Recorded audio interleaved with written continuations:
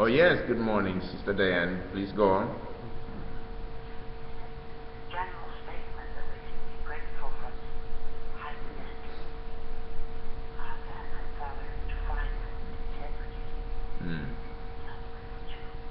and to find that and develop our character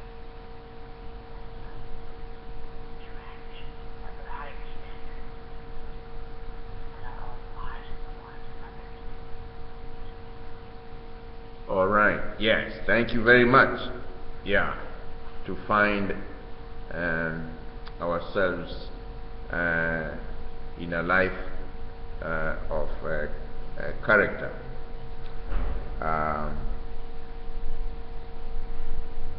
Is part of what we read today. Yeah, and I believe this is some of the deep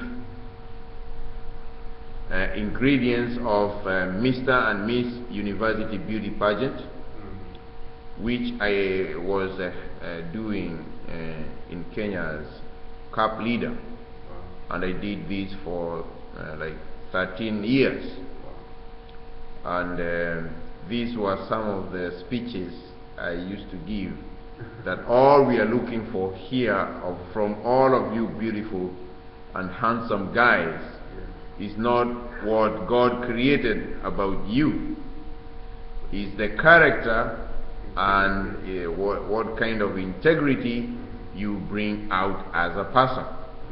So what you speak, what you show us, whether it is decent, whether it is shows us when you finish your university and go to be a leader of the nation, of a company, of yourself, of your business, whatever you will do in the future, it will show the character you want to display here today for us. And that's the beauty we are looking for. The internal beauty of your mind, of your heart, of your soul. Because that has to be developed by you, or it can be destroyed by you, or it can be destroyed by the environment of the people you interact with, or you can interact with other people and make them to be of good character or destroy their character.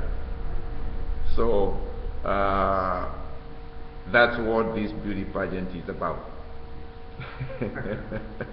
And I used to speak those kind of things from looking from the dictionary. And I didn't know there was such a book that explains these kind of speeches. I would just go with this book and read it. And then the most wonderful thing is it has quotations from Buddhism, Hellenism, and Confucianism. So it would be so broad, because again, Mr. and Miss University Beauty Pageant was international. So we would meet. I remember there is a time Mr. Philippines won and became the top. And also Kenya one time came top too. So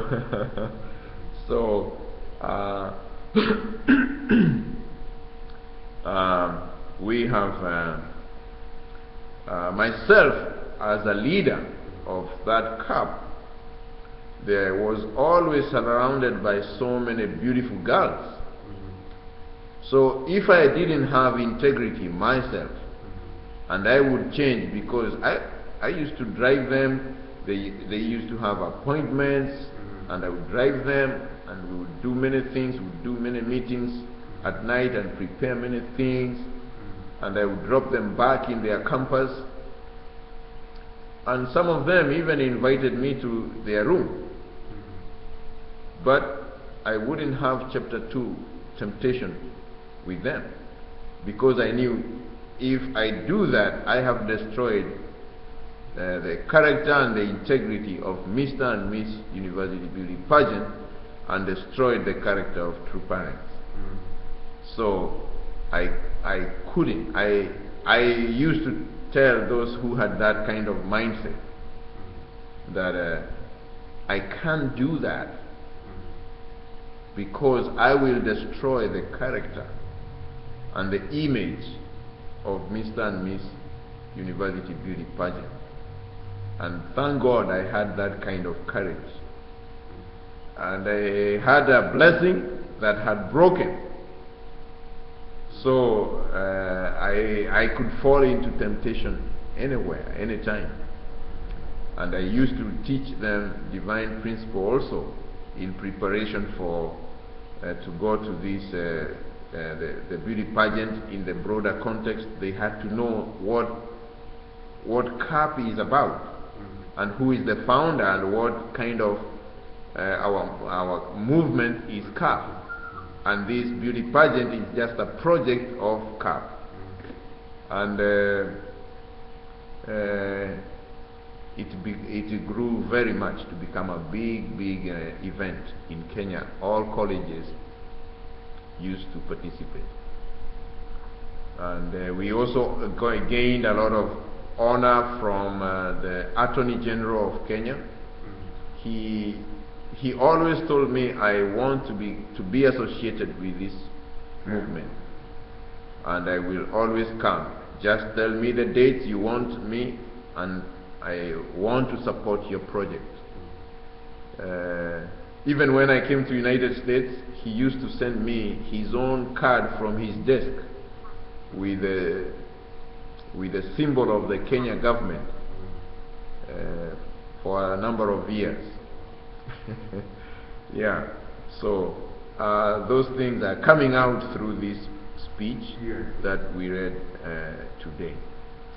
Thank you very much. Anyone else who wants to share? Yeah. Thank you. Thank you, Reverend Ezra. Anybody else? So I did 2 years also, although I am with Family Fed. Yeah, I was doing carpentry. In fact, it almost reached me when I was in the university. One of my cadet officers was just a year below me, became the Mr. University, which is weird at the time, you know, when everybody is looking at,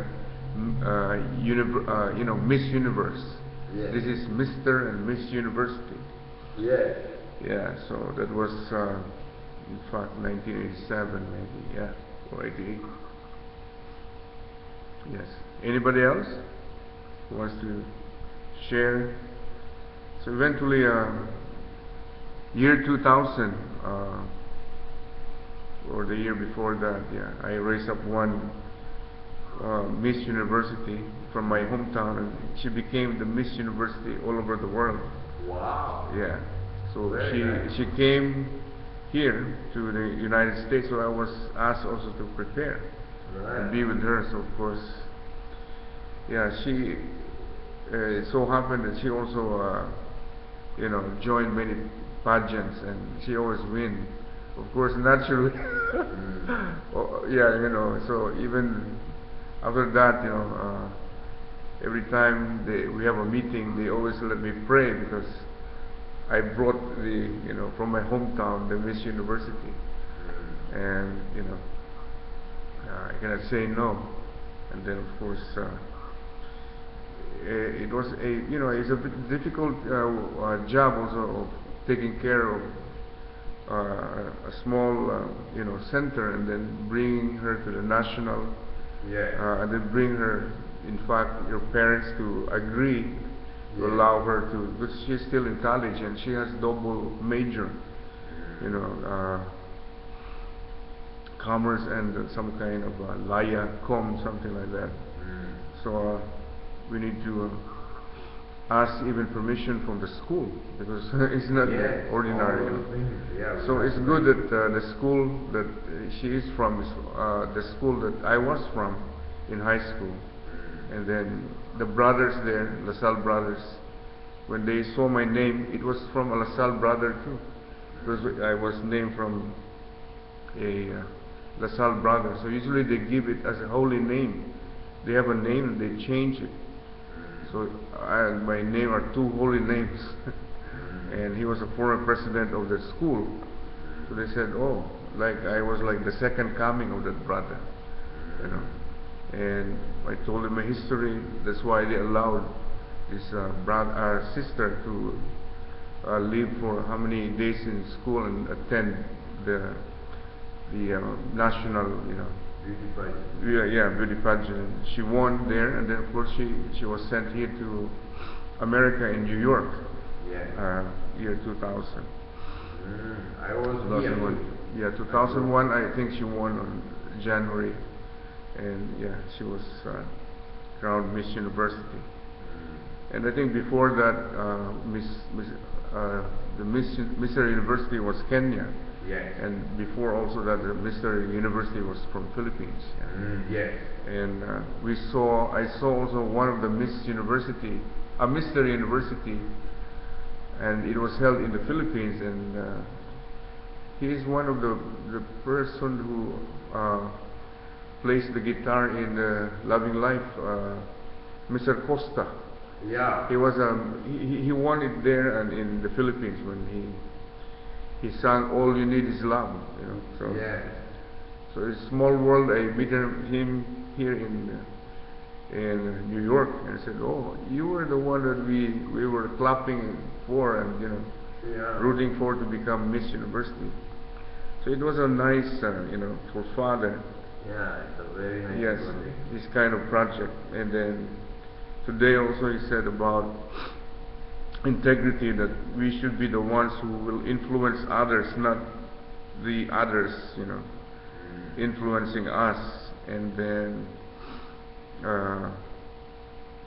we should be conscientious people. He is and have an upright mind, and should be the same in the past, upright in the past, upright in the present, then upright in the future. So this was from his speech in 1970. So integrity is very important. So I also encountered this because when I was in my fourth year, I also was in the ROTC. I was the corps commander, and I got like 2,400 cadets. We got like two battalions, and then there's like 11 of us, and yeah, I was fortunate to be asked to lead at least a staff, and then of course a staff. And it was difficult because you cannot remember all things, so you can ask one of the staff to remember for you something to announce. There's an announcement, and you have to tell it to a lot of people, you know, many cadets, and you cannot remember. So I asked one to remember one thing, and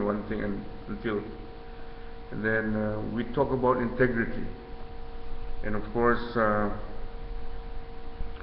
our commandant was from a military academy, the Philippine, you know, and military academy, and he has this honor code, you know, those who not steal, those who not lie, and those who not tolerate others who do so.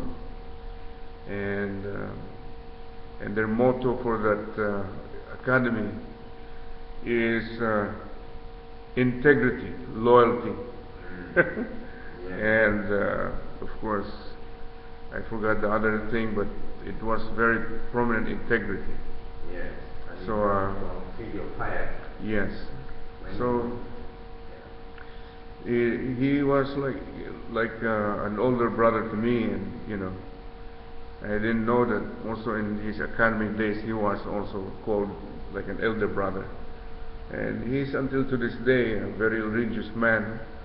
He didn't become a general, but he retired as a colonel. So very pious man too. And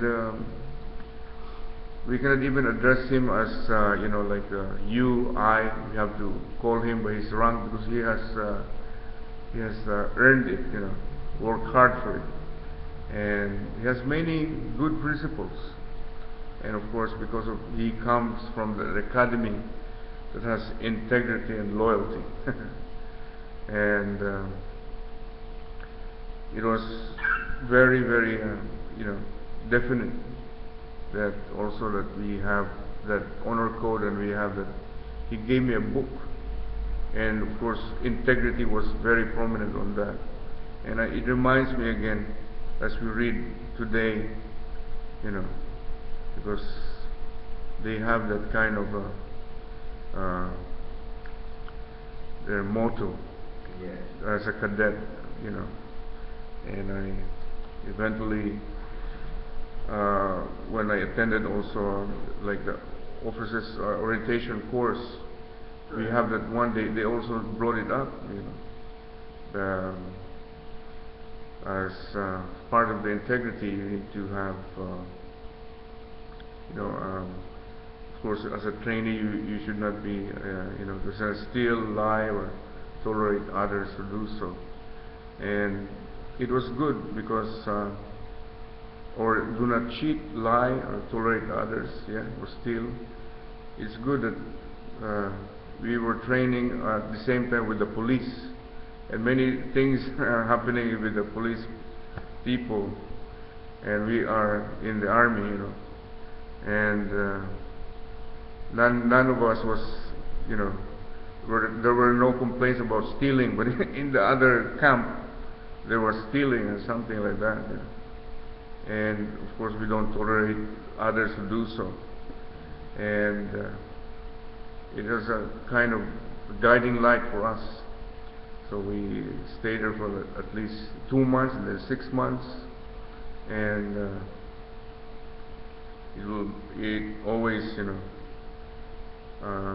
guide us also to have integrity, and any violations, even minor ones, we report it also, because we don't tolerate others who do so. And some of us even were reported and has to leave, because it can destroy, of course, not only the integrity, but it destroy the whole establishment. And that's how I learned about it. And is there anybody else who wants to share about our reading today? And we have many more good topics to learn about righteousness after the third subtopic tomorrow. And if there's nothing else, we all rise for the unison prayers. Our most beloved Heavenly Parents, we're so grateful for these experiences that you are making us experience again. We pray for the really guidance always as we read in our speeches and the scriptures that we read from other religions. We pray, our Heavenly Parents, that we can be upright in mind and heart. We pray that we can be conscientious people also. And we pray that we can go back to the center always. As you have guided us today, that it's always in the center, in the past, in the present, and the future. We pray for the people around us, that you want us to meet and bring to your presence. And we pray that we can fulfill all these things that you want us to do. From our true mother, ask us to declare to the world about our true parents. And we pray also that we can invite as many people as we can around this neighborhood here, around the church, and also even our nation, as you guide us to bring not only our tribe, our clan, but our nation. And we pray that our nation, the nations that we represent here, we can bring them to your presence. We pray that we can also bring a lot from this nation, the United States of America, which is like the microcosm of all the other nations all over the world, an ideal world that is almost like heaven, where people are looking up and trying to even visit this place. And we pray that we can guide them. We are in the center of the universe and the center of all the things that are going on in this world in Washington, D.C. And we pray all of this in all our names and in my name, Athanasius Francis Catalan, blessed and of family. Arju, Arju, Arju. Uri yesonen tron, numero sonen tron,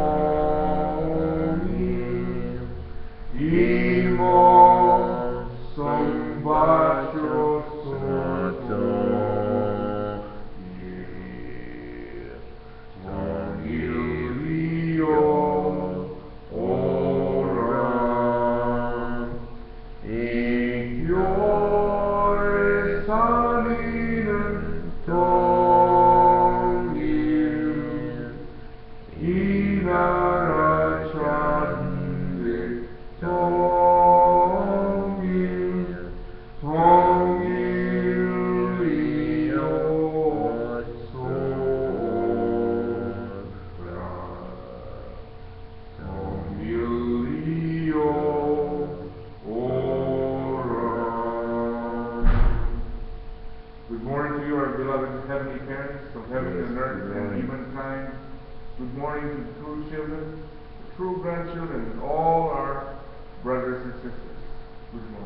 Yes, good morning. Good morning, everyone. Have a nice Wednesday. Yes.